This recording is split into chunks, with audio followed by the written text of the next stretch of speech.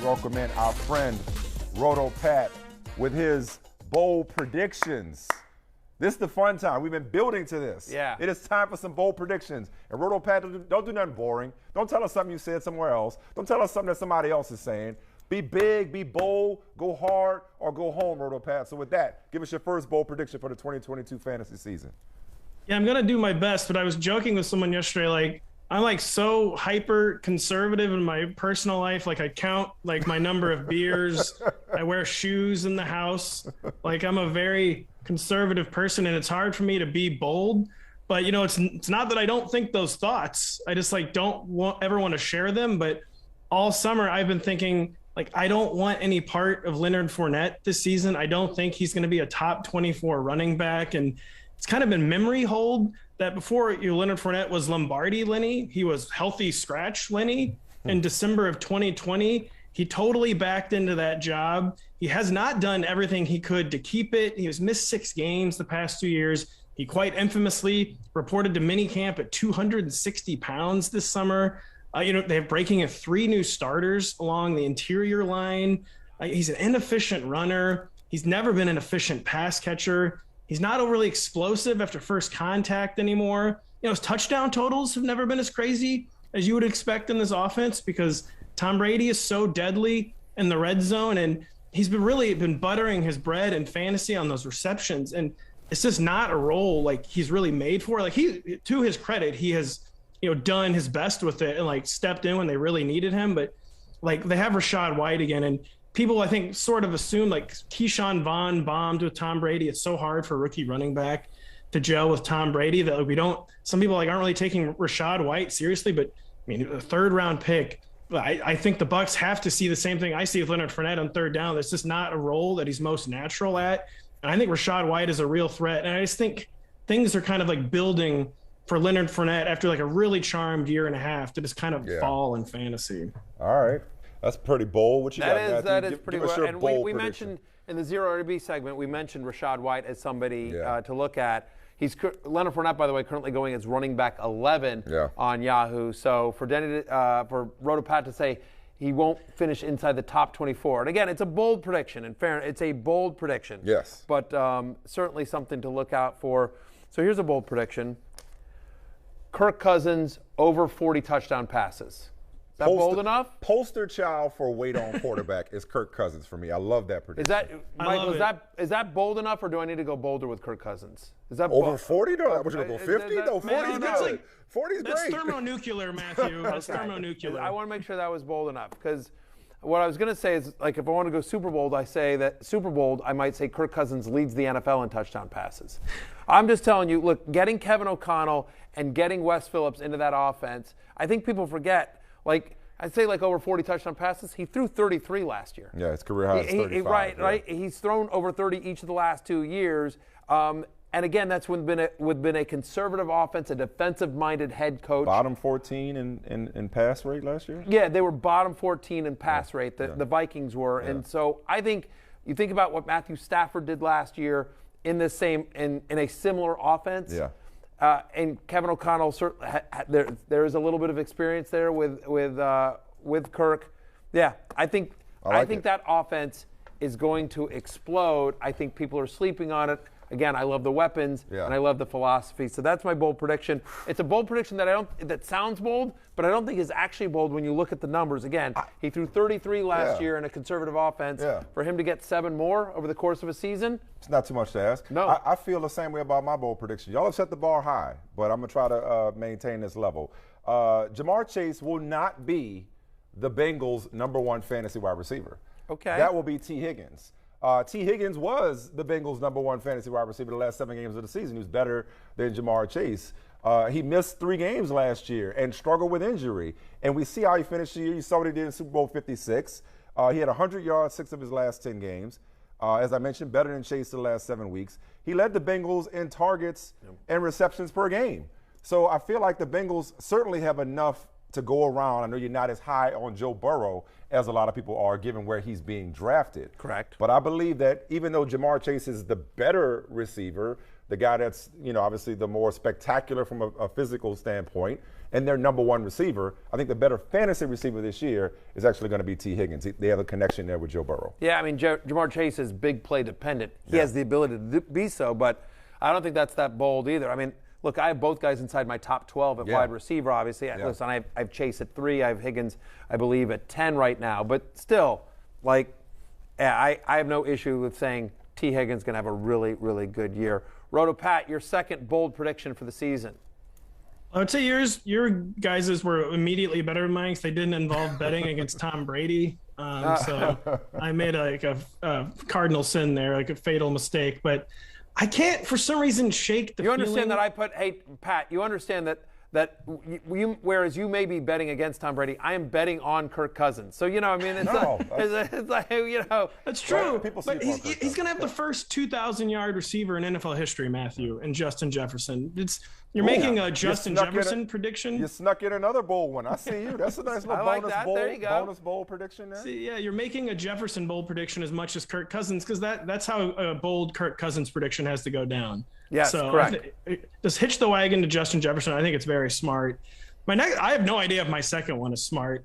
And this is more of kind of a weird feeling I can't shake. That I think Jaylen Waddle is going to outpoint Tyreek Hill in PPR leagues. And I see Michael is saying he's on the same ship. And we know this offense is going to have to be more underneath than even the Chiefs' was in 2021, or rather infamously. The two high safeties kind of forced Patrick Mahomes to go much more to the short or intermediate routes. And Tyreek had a little success with that, but, the yards per catch, everything, the yards per catch is not a great metric, but everything that came way down for Tyreek Hill, I think there's room for that to fall in this offense that we just know is going to have to be yak focused. I mean, the Dolphins have talked about yak being the single most important thing for their passing attack. And we know, Tyreek Hill, maybe the most gifted accelerator, obviously the best deep speed in the NFL, could be cut out for that role. But we also know Jaylen Waddle, a first-round pick, had 140 targets his rookie season. He already has so much rapport with Tua Tagovailoa, a role that we already know for a fact he can excel in. We're pretty sure Tyreek Hill can excel in the role, and a very, very, very smart coaching staff. But it's just kind of Tua is already in the role that we kind of need Tyreek Hill to have. And we have some data of Tyreek Hill with a pop-a-shot quarterback kind of guy with Alex Smith, where he was much more big play dependent. He had, so many big plays with Patrick Mahomes, but he wasn't really big play dependent. But I think he's going to be more big play dependent with Tua Tagovailoa. And also, I don't know if this is a good stat or not really, but the Chiefs had 107 passing touchdowns over the past 3 years. The 49ers, where Mike McDaniel is coming from, had only 79. The Niners had only 15 more passing than rushing touchdowns over the past 3 years, where that number was 64 for the Chiefs. Where just so much more of the scoring is going to come on the ground and in this offense than Tyreek Hill is used to. And I just can't shake the feeling that we think Tyreek can adjust to this role, but we know Jaylen Waddle has already excelled in this role. And I think it kind of comes down to how the touchdown luck shakes out. And if that's the only variable, I just am feeling really good about Jaylen Waddle this year over Tyreek Hill. That is definitely bold, Pat. I will say this, you were worried that they weren't bold enough. I think that is absolutely bold enough that Jaylen Waddle will outscore what they signed Tyreek Hill to? $8 billion contract? Matthew, was a lot of money. It was a lot of money. It was Michael Smith money is what it was.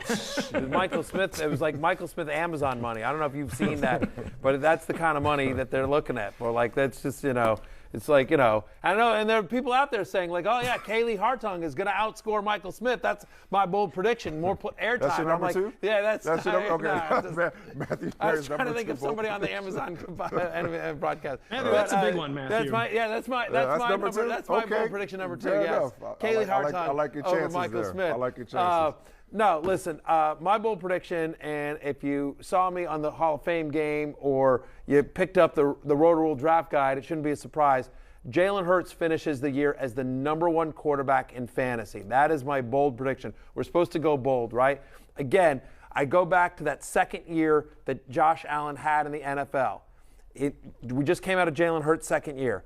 Josh Allen, all the criticisms with Josh Allen was the same as it was with Jalen Hurts. He can run, but he's inaccurate.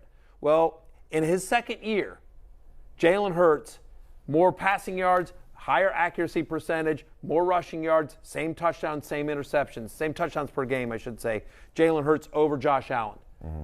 Year 3, they gave Josh Allen Stephon Diggs. He became the number 1 quarterback in fantasy. Year 3, they gave Jalen Hurts A.J. Brown. We know about it's one of the best offensive lines in football. It's actually a really easy schedule for the Eagles. Second year, Devontae Smith, Dallas Goedert as well, Nick Sirianni, second year in that system. Yeah, my bold prediction, Jalen Hurts finishes as the number 1 quarterback in fantasy this year. And Matthew, I'll just say there too, I'll just jump in on that real quick. Like the A.J. Brown isn't just about having like an elite target for Jalen Hurts. It's also someone like the defense has to roll coverage to, like devote resources to. That will help Jalen Hurts with his legs. And obviously, as the guy who oversaw Jalen Hurts being on the cover of the magazine, I approve of your bold Jalen Hurts prediction. Yeah, how high can Hurts fly? Matthew says number 1. Yeah, right. But to your, by the way, they also, well, they sort of have a running back by committee, but they don't have anyone that, you know, we got to get Dalvin Cook 17 touches. You know, they don't have a guy like that. So whatever, Gainwell and Boston Scott and Miles Sanders, it's fine. But I think more often than not, Jalen Hurts is either going to keep it himself when they get in close, or you know, throw a jump ball to A.J. Brown. And so, right, to your point, Pat, like just there's a lot of different paths for Jalen Hurts to score fantasy points this year. I currently have him at 4. Yahoo drafters are taking him at QB 8. I think they're way too low. When my love-hate list comes out, obviously Jalen Hurts is going to be a big love for me this year. And look, it's half the reason why I came. Like NBC was like, "You want to join Rotoworld?" And I'm like, "I'm not sure." They handed me the magazine, and I'm like, "I'm in." Little did we know we were sealing the deal. Yeah, exactly. I think Javonte Williams is going to finish as a top 5 running back. Okay. I don't know. I mean, I know everybody's, hyping up the Russell Wilson arrival and, what it's going to do for Cortland Sutton and Jerry Jeudy and the passing game and Russ going to cook and yada, yada, yada. Or even the fact that Melvin Gordon's still very much in the picture in Denver. I think in Denver, they're going to see what Seattle did, that Russell Wilson is not a quarterback that you can say, hey, run this timing, precision offense to perfection. He's more of an off-schedule kind of guy. He's more of a big play quarterback. They're going to realize that their best path to winning is running the football. And when they do run the football, if they don't already know it, they're going to realize that Javonte Williams is significantly better than Melvin Gordon, with all due respect. Javonte Williams damn near forced as many missed tackles last year as Jonathan Taylor did. And we know how much more Jonathan Taylor carried the ball than Javonte Williams did. He could also catch the ball. The dude is a violent runner who could also make people miss. Javonte Williams, big breakout at the running back position this year. Look, I don't hate that one at all. I mean, we saw it, right? That game, I think it was against Kansas City, right? That Melvin Gordon missed 29 touches, 178 scrimmage yards. He scored a touchdown, almost 30 fantasy points. We saw the potential. I think everyone agrees the talent is there. Yeah. We expect the offense to be a lot more efficient and in scoring position more often with Russell Wilson.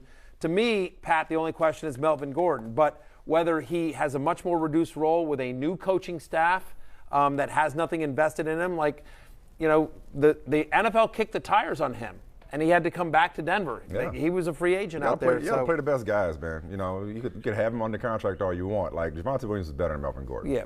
So go ahead, Pat. What are you going to say? Melvin Gordon, like you said, is the variable there. We did have NFL Network's James Palmer on the podcast where he said it looks like much more of like a 1A, 1B situation where it was like 50-50 last year. He said this year it does appear clear that Javonte is the 1A. And Michael, this is kind of the same point I made with Jalen Hurts. Now that Russell Wilson's there, I mean, he's not going to be facing defenses knew last year the Broncos had to run the ball, and he was still posting those insane metrics, like you said. Just such a better overall environment for Javonte Williams this year. Hey, RotoPat, that was pretty bold of you, man. You did a good job. Don't undersell yourself. Yeah. No, you came with the boldness. I say I have these thoughts. I just don't usually share them, but you got to do it. We won't hold it against you. This is a safe space. Yeah, we won't hold it. This is a safe space. And so I look forward to Leonard Fournette finishing as the RB7 now, but that's neither here nor there. All right, man. We appreciate it, RotoPat. Thank you so much. Hi, I'm Mike Tirico, and thanks for watching. Make sure to hit subscribe for the latest news and highlights from NBC Sports.